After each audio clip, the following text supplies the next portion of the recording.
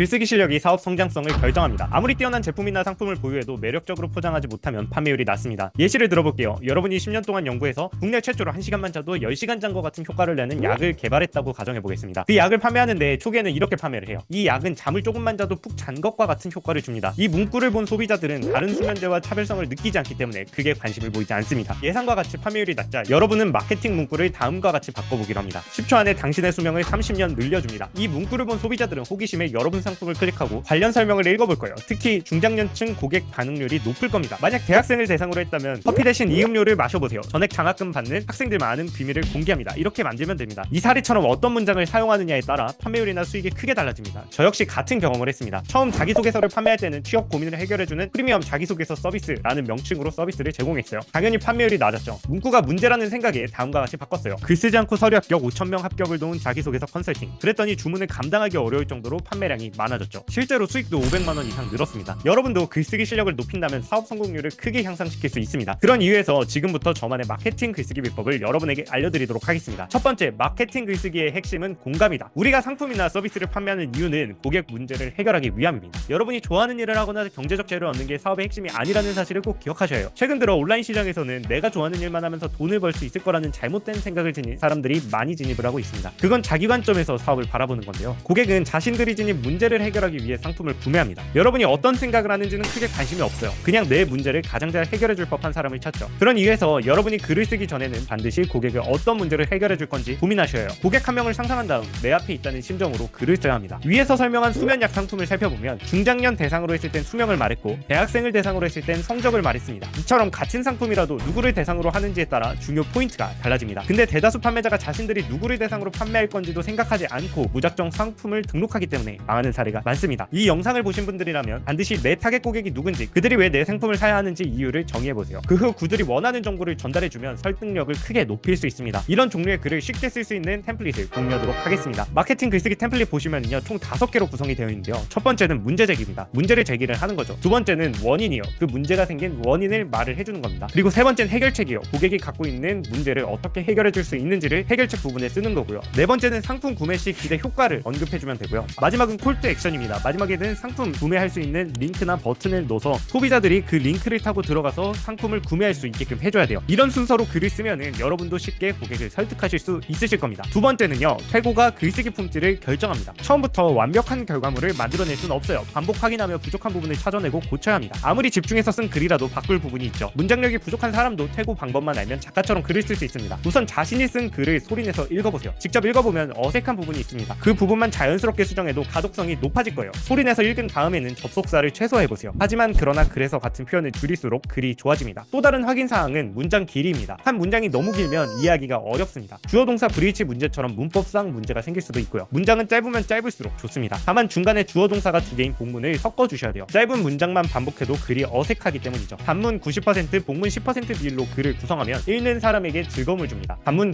복문, 단문처럼 짧고 긴 문장을 섞어서 써주세요. 마지막으로 중요한 문장은 맨 앞에 쓰는 연습을 하세요. 본론을 뒤에 쓰면 독자들은 답답함을 느낍니다. 유튜브 쇼츠 영상을 즐겨보는 소비자들이 많은 상황에서 긴 글을 끝까지 읽게 만들려면 반드시 중요한 핵심 문장은 맨 앞에 써야 합니다. 글을 살펴본 다음 중요한 문장이 뒤에 있으면 앞으로 재배치해주세요. 세 번째, 끝에는 무조건 액션이 있어야 한다. 결국 사업가가 컨텐츠를 제작하는 목적은 상품 판매입니다. 아직도 수많은 사업가가 단순히 정보 전달형 글만 쓰는 경우가 많습니다. 물론 유익한 정보로 소비자에게 신뢰를 얻는 것도 중요하지만 거기서 멈춰서는 안 됩니다. 마지막 부분에 소비자가 도움을 얻을 수 있는 상품을 설명하고 판매까지 이어나가야 합니다. 앞부분에서 고객이 갖고 있는 문제를 제기했다면 해결책으로 내 상품을 권유하는 방식으로 판매를 해야 해요. 그럼 매출이 극대화될 겁니다. 그렇다고 아무 상품이나 판매해서는 안 돼요. 서두에서 불면증 문제를 제시했는데 뒷부분에서 복통 관련 약품을 홍보한다면 구매율이 낮을 수밖에 없습니다. 내 상품이 어떤 혜택을 줄 수 있는지 정리한 다음 적합한 판매 방식을 기획해야 합니다. 그 과정에서 중요한 건 근거자료 제시입니다. 무작정 내 상품이 좋다는 말보단 판매 상품을 활용해 문제를 해결한 경험을 나열한다면 설득력이 높아질 거예요. 실제로 이 방법을 배운 한 사업가는 전자책 매출이 0원이었다가 2천만원 이상으로 증가했습니다. 지금까지 마케팅 글쓰기 실력을 키워 사업 성공률을 높이는 방법을 배워봤어요. 더 자세한 내용을 배우고 싶다면 제가 전에 올려놨던 영상을 참고해 주셔도 좋고요. 그리고 제가 댓글에다가 링크를 남겨놓을 테니까 해당 링크에 접속하시면 더 자세한 내용 배우실 수 있으실 거예요. 제가 알려드린 내용을 실제로 활용하신다면 여러분도 매출을 극대화하실 수 있으실 겁니다. 그리고 추가로 매주 일요일마다 무료 중강연을 통해 온라인 창업 비법을 알려드리고 있어요. 참가를 희망하시는 분들은 댓글에 남겨진 링크에 접속해서 단톡방에 입장해주세요. 중강연 참가자분들께는 무료 전자책도 보여드리고 있으니까 기회를 놓치지 마시길 바랍니다. 단톡방을 만든 목적은 제가 줌 링크를 그쪽에다가 공유 공유를 해드리기 때문에 참가를 희망하시면 해당 단톡방에 입장해 주시면 되겠습니다. 그럼 다음 영상에서도 유익한 정보 많이 공유하도록 하겠습니다. 감사합니다.